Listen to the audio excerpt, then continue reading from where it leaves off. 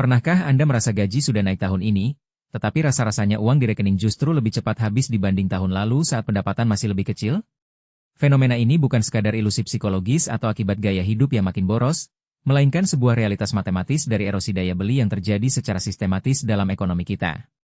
Ketika harga beras, listrik, bensin, dan sewa kos melonjak serentak, narasi yang sering muncul adalah bahwa semua orang sama-sama menderita, padahal jika kita menelusuri alur uangnya dengan teliti, inflasi sebenarnya adalah mekanisme transfer kekayaan terbesar yang pernah ada.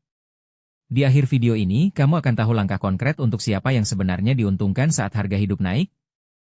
Ini alur uangnya. Ada pihak yang hancur lebur karena tabungannya tergerus. Namun di sisi lain ada kelompok tertentu yang justru meraup keuntungan eksponensial tepat di momen ketika masyarakat umum mengeluh kesulitan memenuhi kebutuhan dasar. Memahami siapa penerima manfaat ini bukan bertujuan untuk menumbuhkan sinisme atau kemarahan sosial, melainkan agar kita bisa berhenti menjadi korban pasif dan mulai memposisikan diri di sisi yang benar dari aliran uang tersebut. Dari sini, fokusnya adalah menemukan keputusan kecil yang paling sering menguras dompet tanpa terasa. Dalam konteks Indonesia, pihak yang pertama kali menerima akses terhadap uang baru atau kredit murah biasanya adalah pemerintah melalui belanja infrastruktur, perbankan besar, serta korporasi yang memiliki akses langsung ke pasar modal dan fasilitas pembiayaan negara. Kelompok elit ini mendapatkan dana segar sebelum harga barang-barang di pasar menyesuaikan diri, sehingga mereka masih bisa membeli aset produktif, bahan baku, atau tenaga kerja dengan harga lama yang relatif murah. Baru setelah uang itu beredar berbulan-bulan kemudian sampai ke tangan pekerja kantoran atau buruh pabrik dalam bentuk gaji atau upah, harga-harga di warung dan supermarket sudah telanjur naik 2 kali lipat. Inilah ketidakadilan strukturalnya. Mereka yang dekat dengan keran uang menikmati daya beli tinggi, sementara mereka yang jauh dari keran uang hanya menerima sisa residu berupa harga mahal tanpa disertai peningkatan pendapatan yang sepadan. Selain urutan penerimaan uang, dinamika utang dan tabungan juga menciptakan pemenang dan pecundang yang jelas dalam siklus inflasi. Inflasi pada dasarnya adalah pajak tersembunyi bagi penabung dan subsidi terselubung bagi peminjam, karena nilai real utang tetap nominalnya sama sementara nilai mata uangnya terus merosot. Bayangkan seseorang yang mengambil kredit kepemilikan rumah dengan bunga tetap 5 tahun lalu. Saat inflasi melesat dan gaji nominalnya naik mengikuti penyesuaian pasar, cicilan bulanannya terasa semakin ringan secara proporsional terhadap pendapatannya. Sedangkan orang yang rajin menabung uang tunai di bawah bantal atau deposito berbunga rendah justru melihat kekayaan realnya menyusut drastis setiap hari. Namun perlu dicatat bahwa keuntungan bagi peminjam ini memiliki syarat mutlak yaitu pendapatan mereka harus elastis atau mampu menyesuaikan diri dengan laju inflasi. Karena jika Anda berutang banyak tetapi bekerja di sektor dengan gaji kaku yang tidak pernah naik meski harga sembako meroket, maka inflasi akan menghancurkan Anda 2 kali lipat lewat beban utang yang mencekik dan biaya hidup yang tak terjangkau. Di lapangan, kita bisa melihat sektor-sektor spesifik di Indonesia yang secara historis selalu diuntungkan saat biaya hidup nasional meningkat, dan mengenali pola ini adalah kunci untuk membaca peluang. Sektor komoditas dan energi adalah pemenang paling konsisten karena harga produk mereka ditentukan oleh pasar global atau kebijakan regulasi yang otomatis menyesuaikan inflasi, sehingga margin keuntungan mereka terjaga bahkan ketika volume penjualan stagnan. Selanjutnya adalah sektor jasa keuangan dan perbankan yang mendapatkan angin segar dari kenaikan suku bunga acuan yang biasanya menyertai inflasi, karena mereka bisa menaikkan margin bunga kredit lebih cepat daripada kenaikan bunga simpanan nasabah. Sektor properti dan aset keras juga cenderung diapresiasi nilainya selama inflasi karena investor mencari tempat parkir uang yang aman dari depresiasi mata uang, meskipun likuiditasnya rendah. Sebaliknya, sektor retail barang konsumsi non-esensial dan manufaktur padat karya yang bergantung pada impor bahan baku seringkali terjepit di tengah-tengah, karena mereka tidak bisa sembarangan menaikkan harga jual tanpa kehilangan pelanggan, sementara biaya produksi dan logistik mereka membengkak tanpa ampun.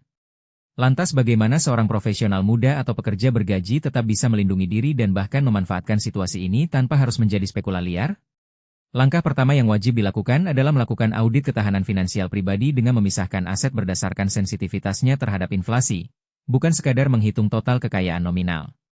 Anda harus jujur menilai berapa persen portofolio Anda yang berbentuk uang tunai atau instrumen berpendapatan tetap yang akan tergerus, versus berapa persen yang berupa aset real, ekuitas perusahaan dengan kekuatan penetapan harga, atau keterampilan yang langka. Jika porsi aset yang rentan inflasi melebihi 50% dari total kekayaan bersih Anda, maka Anda sedang berada di zona bahaya dan perlu segera melakukan rebalancing strategis, bukan dengan panik membeli emas atau kripto di pucuk, melainkan dengan mengalokasikan surplus kas bulanan secara bertahap ke instrumen yang memiliki korelasi positif dengan kenaikan harga domestik. Langkah kedua adalah mengubah strategi karir dari mengejar kenaikan gaji nominal menjadi mengejar posisi tawar yang terindeks pada nilai ekonomi, bukan pada jam kerja. Dalam lingkungan inflatoir, perusahaan hanya mau membayar lebih kepada karyawan yang dampaknya langsung terlihat pada pendapatan atau penghematan biaya, Sehingga Anda harus aktif mencari peran di divisi yang menghasilkan uang atau mengurangi ketergantungan pada input mahal. Negosiasi gaji tahunan saja tidak akan cukup mengejar laju inflasi yang volatil, jadi Anda perlu membangun sumber pendapatan tambahan yang harganya fleksibel dan bisa disesuaikan sewaktu-waktu. Seperti jasa konsultasi berbasis proyek, bisnis sampingan dengan model harga dinamis, atau investasi pada sertifikasi keahlian yang pasokannya terbatas.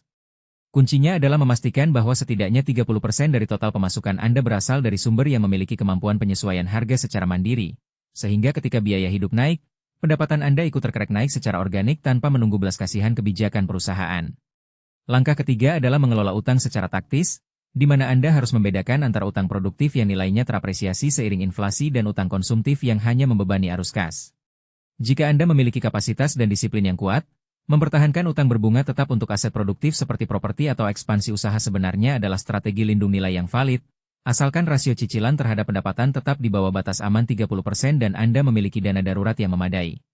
Hindari jeratan utang berbunga mengambang atau pinjaman online jangka pendek untuk menutupi defisit operasional harian, karena jenis utang ini adalah jebakan fatal yang mempercepat kebangkrutan pribadi saat suku bunga acuan dinaikkan untuk memerangi inflasi.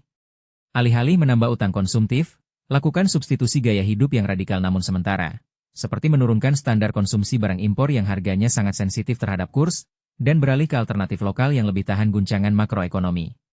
Langkah keempat adalah membangun mentalitas kelangkaan dalam pengambilan keputusan finansial, di mana Anda sadar bahwa dalam era inflasi, menunda pembelian aset produktif sama dengan membayar harga lebih mahal di masa depan. Ini bukan ajakan untuk berhutang demi spekulasi, melainkan pengingat bahwa uang tunai yang Anda pegang hari ini memiliki umur simpan yang pendek, sehingga keputusan investasi harus didasarkan pada analisis fundamental aset tersebut sebagai pelindung nilai, bukan sekadar harapan harga naik. Evaluasi keberhasilan strategi lindung nilai ini tidak boleh diukur dari seberapa banyak rupiah yang Anda miliki di bank, melainkan dari seberapa banyak unit aset real atau jam kerja orang lain yang bisa Anda tukar dengan kekayaan Anda saat ini. Jika tahun lalu tabungan Anda bisa membeli 10 gram emas atau setara 2 bulan sewa apartemen, dan tahun ini jumlahnya hanya bisa membeli 7 gram atau 1,5 bulan sewa meski nominal tabungan bertambah, maka strategi Anda gagal total dan perlu dikoreksi segera. Risiko terbesar dari mencoba menavigasi inflasi adalah overkompensasi, di mana ketakutan akan kemiskinan membuat seseorang mengambil risiko berlebihan seperti berinvestasi di skema Ponzi berkedok anti-inflasi atau membeli aset spekulatif tanpa pemahaman mendalam. Ingatlah bahwa tujuan utama lindung nilai adalah mempertahankan daya beli, bukan memperkaya diri secara instan, sehingga return yang wajar dan berkelanjutan jauh lebih berharga daripada keuntungan fantastis yang disertai risiko kehilangan modal total. Kesalahan umum lainnya adalah menganggap inflasi bersifat permanen dan linear, padahal siklus ekonomi selalu berputar dan kebijakan moneter bisa berubah arah secara tiba-tiba, sehingga fleksibilitas dan kemampuan adaptasi tetap menjadi aset paling berharga dibandingkan kepemilikan aset keras yang kaku. Selalu sisakan ruang tunai yang cukup untuk menangkap peluang diskon saat siklus berbalik, karena pesimisme berlebihan sama berbahayanya dengan optimisme buta. Pada akhirnya, memahami alur uang saat harga hidup naik adalah tentang kesadaran bahwa sistem ekonomi tidak dirancang untuk adil, tetapi dirancang untuk berfungsi menurut aturan mainnya sendiri yang bisa dipelajari dan dimanfaatkan. Kita tidak bisa mengendalikan kebijakan bank sentral atau gejolak geopolitik yang memicu kenaikan harga, tetapi kita memiliki kendali penuh atas bagaimana kita merespons, memposisikan aset, dan mengembangkan kapasitas diri di tengah ketidakpastian tersebut. Jangan biarkan frustrasi atas mahalnya biaya hidup mengaburkan visi jangka panjang Anda, karena sejarah membuktikan bahwa krisis daya beli selalu melahirkan generasi baru yang lebih tangguh, lebih cerdas secara finansial, dan lebih mampu membedakan antara nilai intrinsik dengan ilusi moneter. Sekarang pertanyaannya kembali kepada Anda.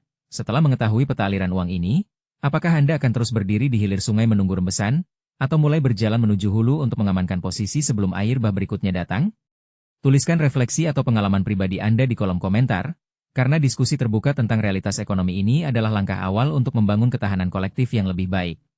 Di bagian 45, inti pembahasannya adalah mengenali pola, memutus kebiasaan yang paling mahal, lalu menjaga langkah kecil yang bisa bertahan. Di bagian 46, inti pembahasannya adalah mengenali pola, memutus kebiasaan yang paling mahal, lalu menjaga langkah kecil yang bisa bertahan. Di bagian 47, inti pembahasannya adalah mengenali pola, memutus kebiasaan yang paling mahal, lalu menjaga langkah kecil yang bisa bertahan. Di bagian 48, inti pembahasannya adalah mengenali pola, memutus kebiasaan yang paling mahal, lalu menjaga langkah kecil yang bisa bertahan. Intinya, jalankan langkah kecil ini secara konsisten supaya hasilnya benar-benar terasa dan perubahanmu tidak berhenti di tengah jalan. Kalau video ini ngebantu, subscribe sekarang, tekan like, tulis pendapatmu di kolom komentar, Dan share ke temanmu biar makin banyak yang terbantu.